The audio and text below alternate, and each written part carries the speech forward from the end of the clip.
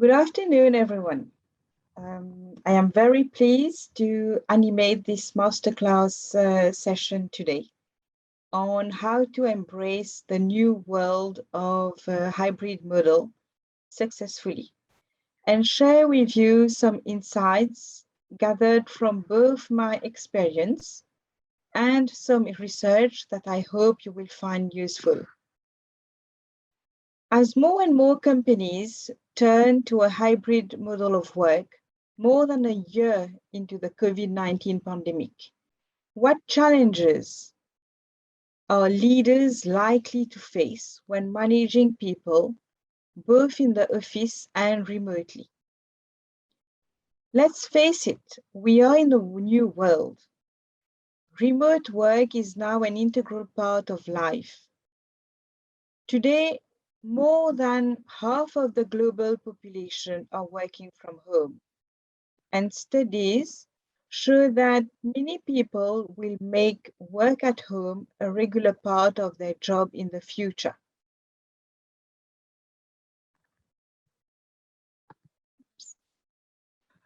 Working at home is not as simple as taking your laptop home and setting it up on the kitchen table.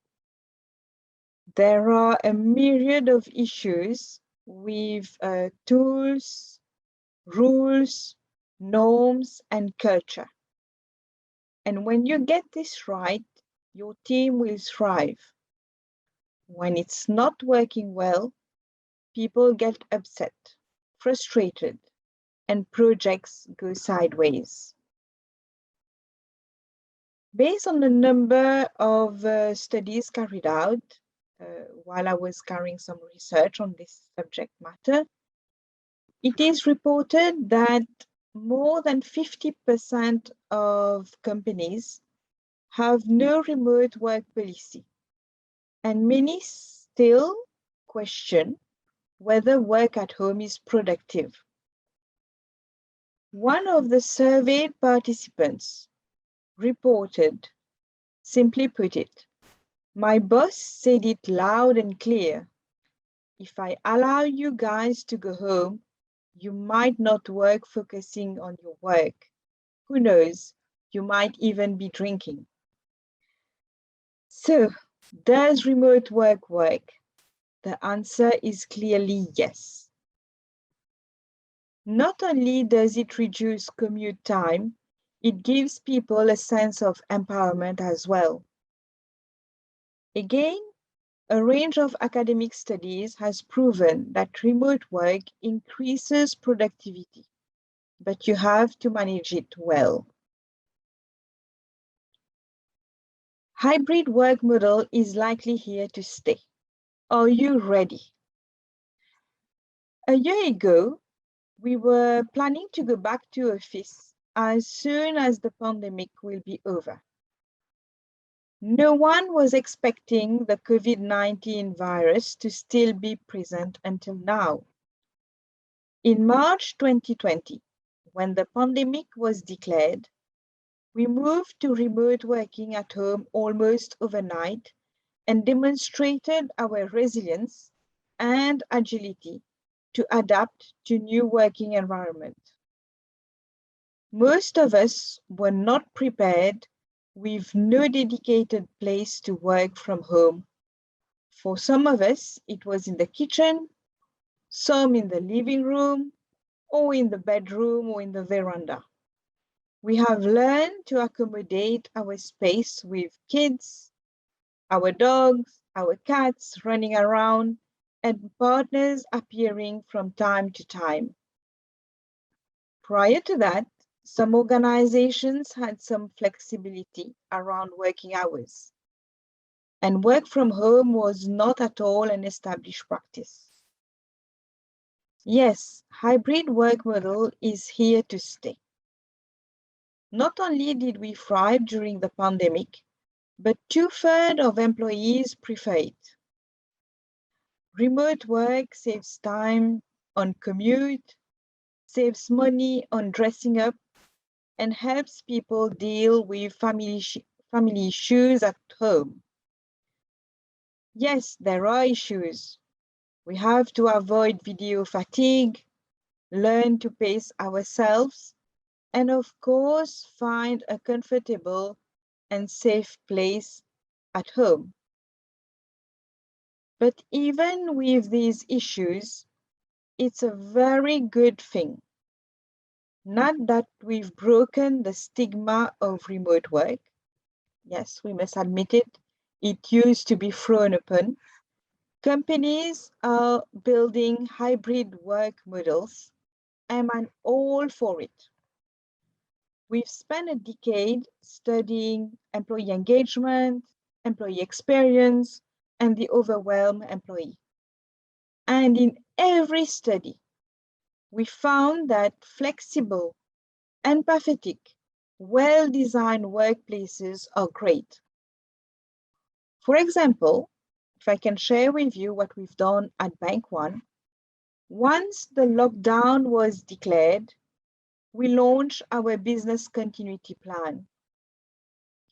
Banking being an essential service, we split the operations and deployed additional laptops for a maximum of our team members to ensure business continuity from home. Today, we are still applying this split, and we have, on average, on a daily basis, 50 to 57% of employees on site, and the rest are work from home. Of course, this ratio varies from one department to the other, depending on the nature of the role and its requirements. For example, our branch staff have to be on site for the time being for our customers to service them. Although more and more of our processes are being digitalized and automated, so we have implemented our flexible working policy and empowered our line managers to decide what works best for them and for their team. Why moving to the hybrid work model?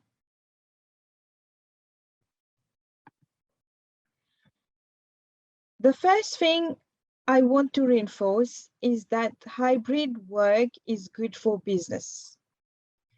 Even if the CEO demands people to come to office, employees love flexibility and agility to work the way they want. Yes, we sometimes have to meet face-to-face for design meetings, sales calls, and other important activities. But many of us need time to research, write, design, and for creative work. So giving people a place to go makes sense. Why else do we see so many people working in coffee shops or office hubs? Why 83% of CEOs want employees to return in person, only 10% of employees want to come back full-time. Every company that tried this has seen positive results. If I take, for example, Microsoft. So Microsoft's entire campus is a massive hybrid work environment, as is Google's and many others. And we know this is working. So what are all the dimensions that we need to consider? Hybrid work means more than working at home. It means considering location, time, business model, and more. So here are some dimensions to consider. First one, location. Let's ask ourselves, will you let people work remotely all the time, some of the time, only when manager approve? Research shows that we do not need FaceTime for collaboration, design, and personal interaction. So many companies now have flexible policies and let managers decide when people have to show up in person. The second dimension to consider is time zone. Most of us are now familiar with the follow the sun issues of global work, mostly for those who work in a global organization. Someone in your company is working all the time, so you should consider what standard hours may be and how you want managers to treat people in remote time zones. The third dimension is around time of work. Can people shift their jobs? Many companies let employees share the job with others so they can deal with family care, elder care, and other issues. Shift workers do this all the time. So there are dozens of good workforce scheduling tools to make it easy. I would suggest you to make it a policy as long as someone isn't visible to their peers all the time. And if you want 24-hour support, you can design for follow the sun service. Next, let's touch around hours per week. Do you have a minimum number of hours per week? You should.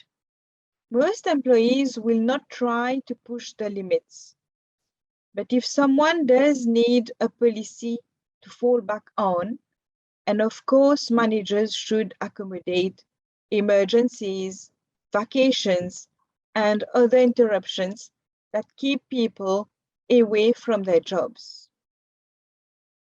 And the last point is around employment relationships. While most of us grew up thinking about work as a full-time affair, this is not necessary.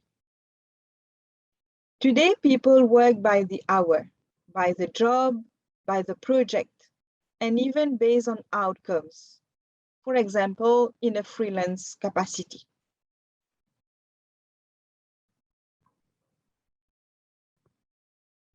Let's move now to the next slide.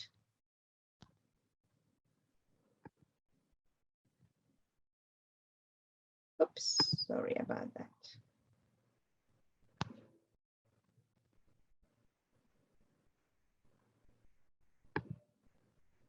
Okay. So how we make hybrid work and what are the hidden challenges? Employers need to listen to the employees' needs and understand that the latter want to continue with some flexibility.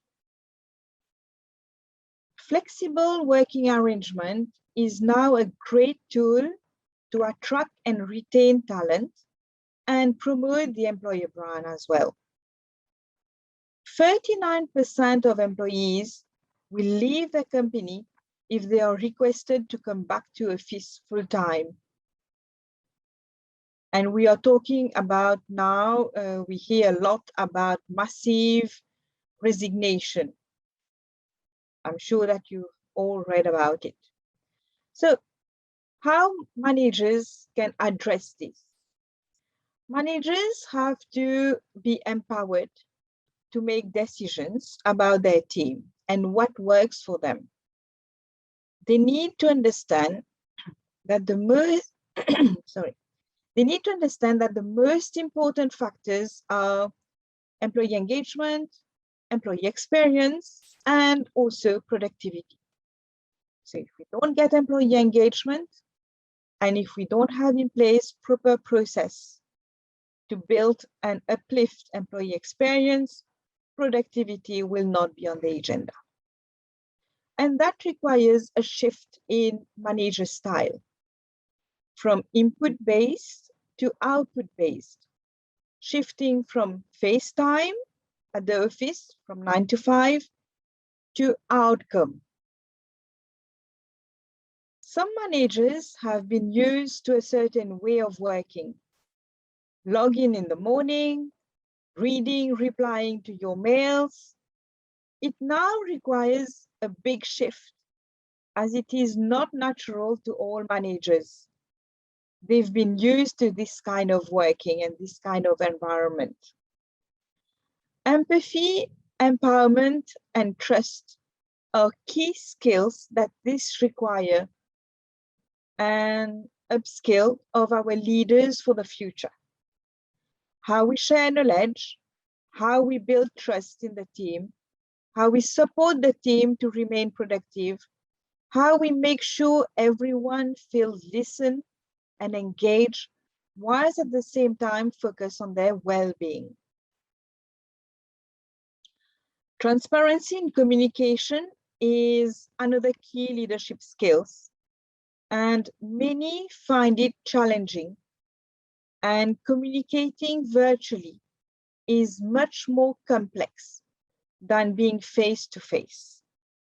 It does require an adaptation of our communication style. Employers need also to provide the right enabling tools to their team members to do the work in time and wherever they are. There is also a need to identify which jobs can be provided with flexible arrangement versus the job that require in-person presence. Employers have to relook at the processes and redesign jobs. A good knowledge of type of work is essential. In the HR space, for example, at Bank One, we have adapted our onboarding process for our new recruits and introduced some elements to be conducted virtually. For example, we provide them access to our platform well before their joining date.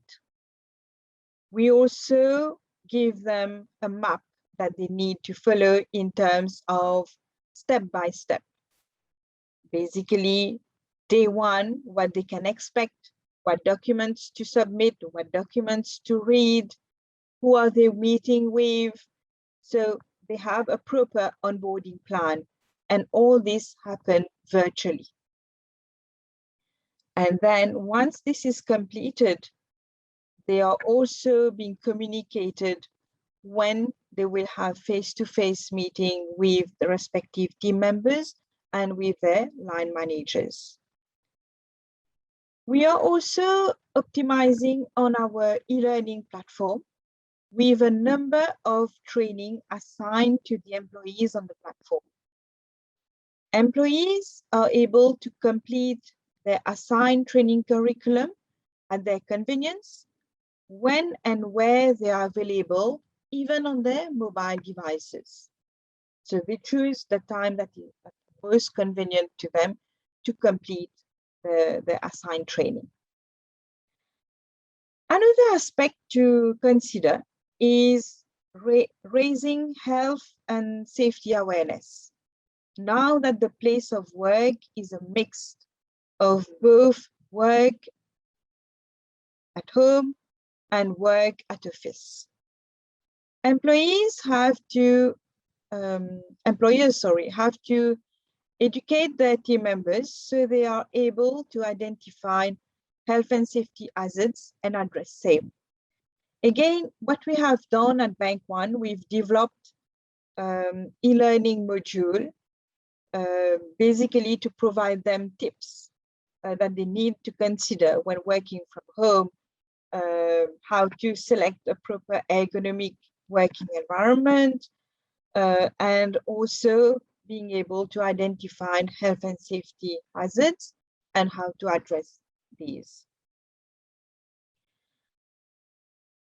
What is also important is to add some element of fun.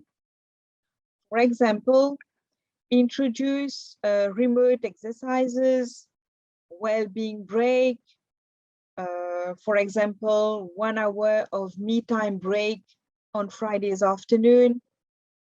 Let's look at what we need to consider.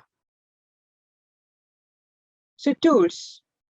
There are a lot of remote work tools, and the number is growing rapidly. Not only do you need communication and messaging tools, you need a place to share documents, goals, project plans, sketches, as well as tools for learning, recognition, feedback, and surveys. Nowadays, there are lots of platforms that provide these tools. You also have to make them easy to use. Nobody has time to learn how to use 10 different platforms to get their work done. Err on the side of simplicity and integration. So this is now a big theme for HR tech strategies. Second, there are a lot of basic rules to establish. For example, how much will we pay for laptops, phones, and internet access? Will we, as an employer, pay people for overtime if they work off hours? How do we manage security, passwords, authentication, and data loss? What if my PC or device breaks or is stolen? What are our password and authentication rules? Third, we have a wide range of behaviors to consider. First of all, when do we email, text, or message a bunch of people? Is it okay to post personal photos, and if so, where? How often can I call someone during the day? Are cameras always on for online meetings? How do we manage our personal space and time? Can my dog, my child, spouse show up during a meeting? Is it okay if my office space is noisy?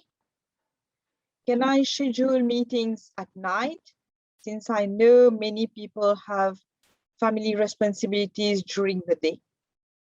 How fast should I respond to messages? These are norms that build over time, and most of them are created by leaders themselves. You as a leader have to be exceptionally careful. If you send messages on weekends, for example, you'll create stress. If you show up late to online meetings, others will do the same.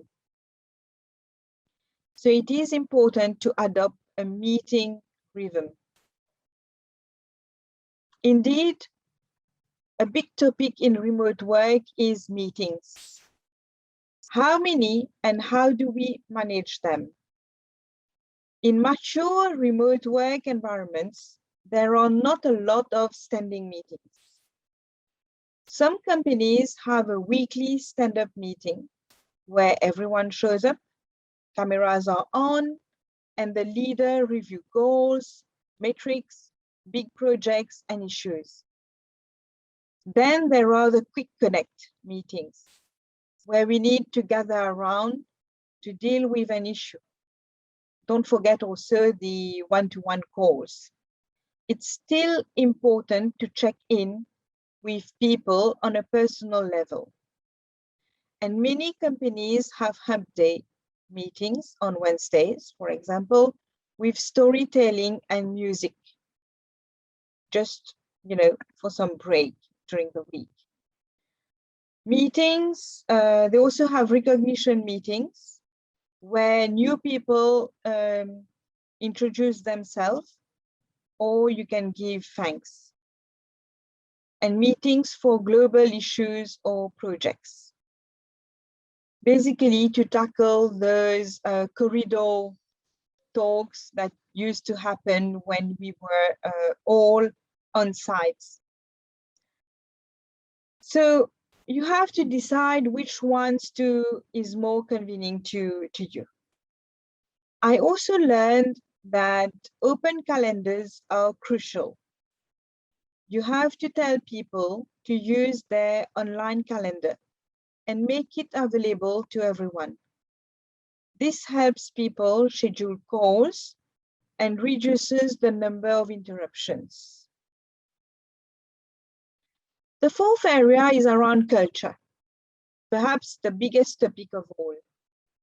When people are remote, they work as best they can, and they often need help or may want to collaborate at a given time. So your job as a leader may be harder.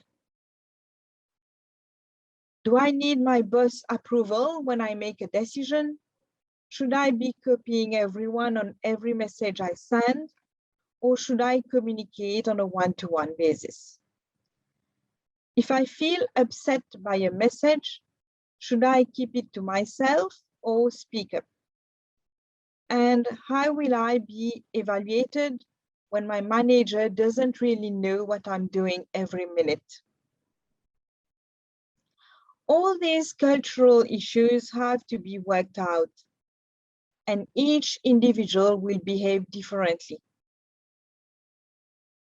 I know from my own work experience that some people will work hard and never speak up, but they may gossip to peers. Others will actively engage and push back on topics. You, as a leader and teammate, have to find the right balance. You have to find the balance that meets your needs and listen very hard to everyone. And then there is the issue of keeping people connected. What if someone feels lonely or needs help? Do we have a weekly conference call or video session to catch up? How much financial information do we share? How do we new employees get acquainted? How do we recognize a success, the arrival of a new baby, or any other major event in someone's life? So remember also that every company, team, and leader is a bit different. Some people love to chat on the phone, so they call you all day. Others would rather text, so they'll text and never call. And some are intimidated by management, so they'll just be quiet and won't speak up at all. So where do you see yourself in those descriptions? The fifth topic is about resilience. Remote work can be exciting, but it can also be relentless.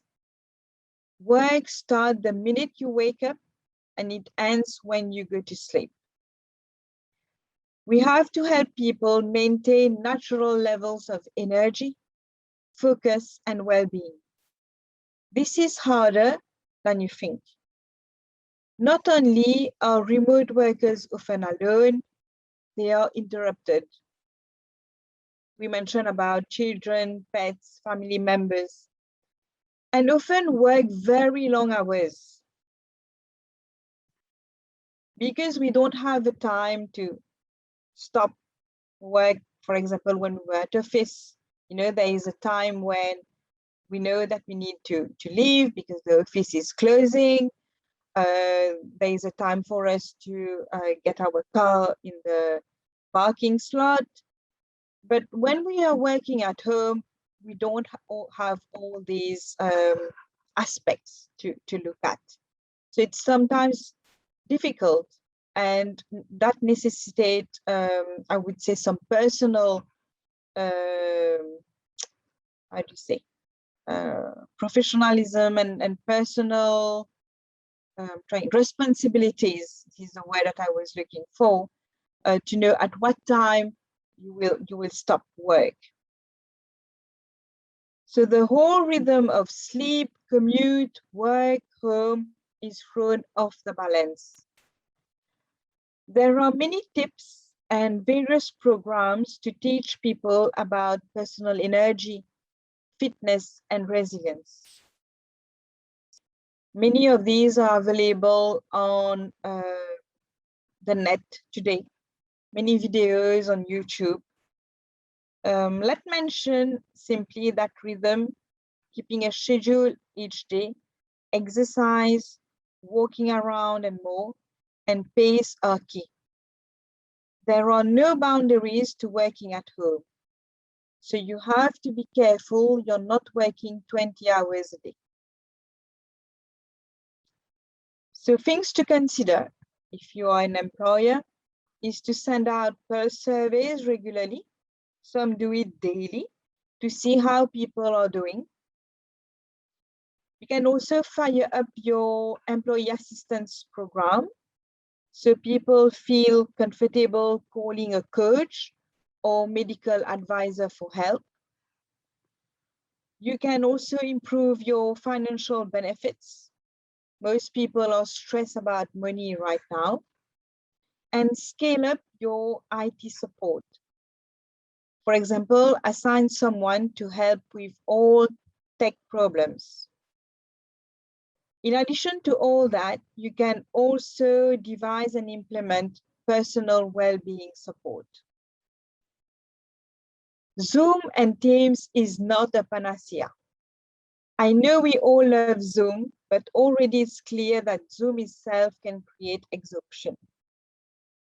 When you are in meetings with cameras on, people feel obligated to look straight ahead, sit up straight, and not move around. We've already hearing stories of people becoming exhausted from days of home video conferences. Turn it off for periods of time and consider letting only the person who is speaking show their camera. So this is it for my talk this afternoon.